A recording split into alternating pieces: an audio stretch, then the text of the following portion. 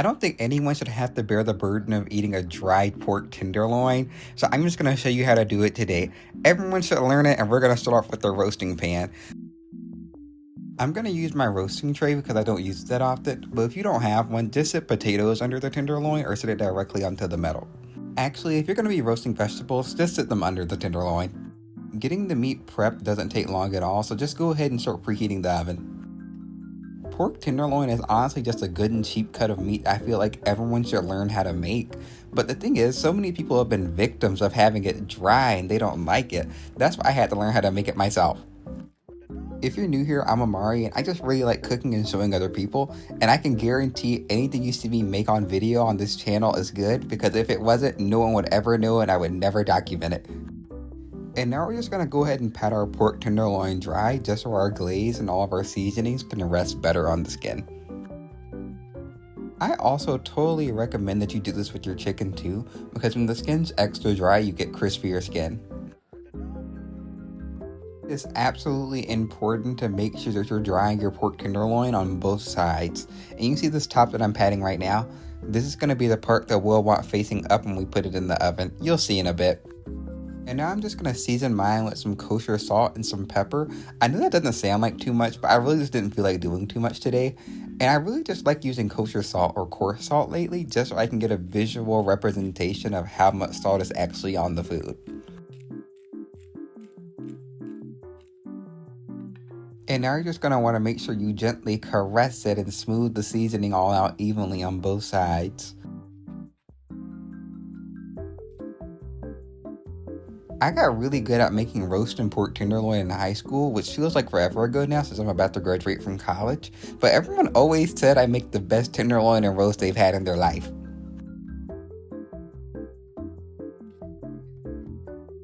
Now that you've gotten a pretty good look at my tenderloin, we're going to go ahead and put some oil of any kind into a pan. I recommend butter, but I'm using olive oil today because I just got a new bottle. And make sure you oil and butter the bottom of your pan too. And we're just going to want to make sure that we sear our meat on all sides for 2 to 3 minutes per side on about medium high or 7, depending on what your stove looks like. Now this day in particular, I was really hungry, so I didn't feel like getting it as brown as I normally would on each side. But today I just got it a little bit blonde, which is fine because we really just need the seasoning to stick, and getting it a little bit lighter or blonde will do the job too. I'm also going to advise that you do this with tongs and not with your hand. I just didn't have any tongs that were big enough.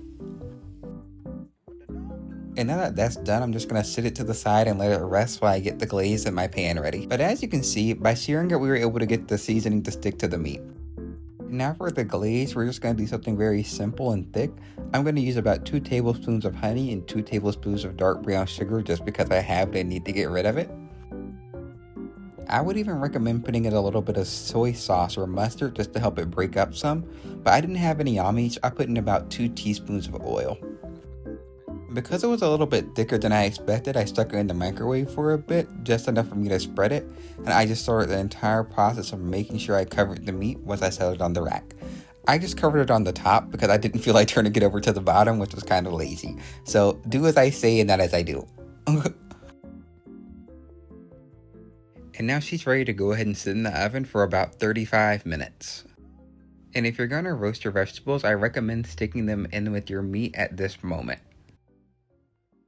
So now I'm going to go ahead and start on my potatoes. I really like buying these Honey Gold bite size, literally just because they're bite size and they're enough for me. And I'm just going to boil them first in my Dutch oven. So now that we've got these in here, we're going to go ahead and just make sure they're covered with about 1 inch of water or just barely covered. I feel like boiling potatoes is fairly straightforward.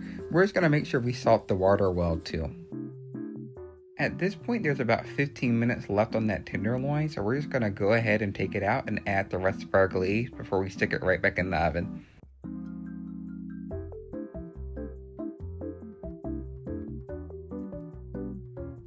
I really do feel like this glaze would be nice on a ham or like a pork chop or something.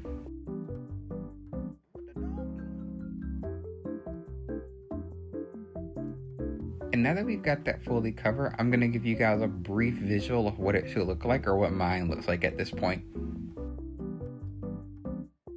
Now that you've seen my succulent juicy tenderloin, we're gonna go ahead and check the temperature.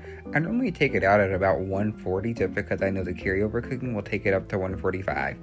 And now I'm gonna go ahead and cook my spinach. I'm not doing anything particularly special.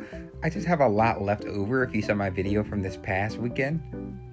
I know this probably looks like a lot of spinach, but I promise you it all cooks down. So just be careful when you salt it and try not to over salt it like I just did on accident.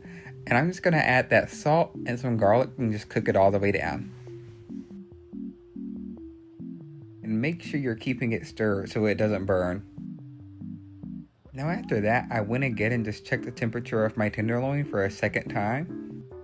Looks like we're on track. So now that the potatoes are fork tender, we're gonna go ahead and take them off and drain them. And we're literally just gonna dry out whatever pot or pan we cook them in, put some oil in, and just saute them, which sounds kind of weird, but it's really good. So we're just gonna toss them in the oil. So once some of my potatoes start to get a little bit brown, I go ahead and add on some salt, and I add in a little bit of butter too, and just keep tossing them.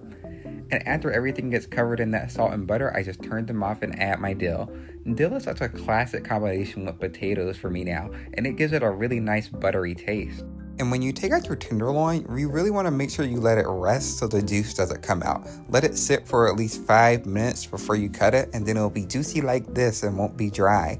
I really think the key is in letting it rest. And here goes your first basic meal everyone should know how to make. I'll see you guys on Saturday, and don't forget to like and subscribe.